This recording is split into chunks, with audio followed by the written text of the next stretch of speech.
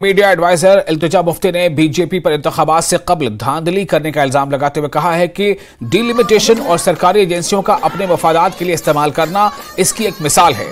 इल्तिजा का कहना है कि आने वाले लोकसभा इंतखाबात जम्मू कश्मीर के लिए ज्यादा अहम है क्योंकि गुज़श्ता कई वर्षों में ये यहाँ पर ऐसा इलेक्शन होगा जिससे यहाँ की सियासी खला पुर हो सकती है। अनंतनाग ईस्ट के मुख्तलिफ इलाकों के दौरे के दौरान इल्तिजा ने कहा कि यहाँ की आवाम सियासी इस्तेसाल का शिकार हो चुकी है और ऐसे में लोगों के मसाइल भी बढ़ गए हैं। देखिए, ये अहम इसलिए है क्योंकि पिछले 5 सालों में कोई इलेक्शन खास हुआ नहीं सिवाय डीडीसी के। पहली बार आज जम्मू कश्मीर की आवाम को एक मौका मिलेगा कि वो अपने नुमाइंदे सिलेक्ट करे पार्लियामेंट के लिए।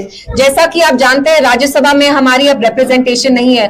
लोकसभा वाहिद एक ऐसा हाउस बचा है जहां हमारे रिप्रेजेंटेटिव्स जाएंगे। इससे लोगों के लिए समझना बहुत जरूरी है कि वो सही नुमाइंदे को सिलेक्ट करें जो उनके मुद्दे, उनके मसाइल हाईलाइट करें, क्योंकि जम्मू कश्मीर में खौफ सियासतदानों को भी हो गया है। कोई खास तौर से जो है हमारे पॉलिटिशियंस वो इतनी बात नहीं करते हैं क्योंकि उनको ब्लैकमेल किया जाता है एजेंसीज के through. Mehbooba ji is probably the only politician जिनने बात की, उसके लिए उनको बहुत कीमत भी चुकानी पड़ी। आपने खुद देखा उनकी जमात कैसे तोड़ी गई।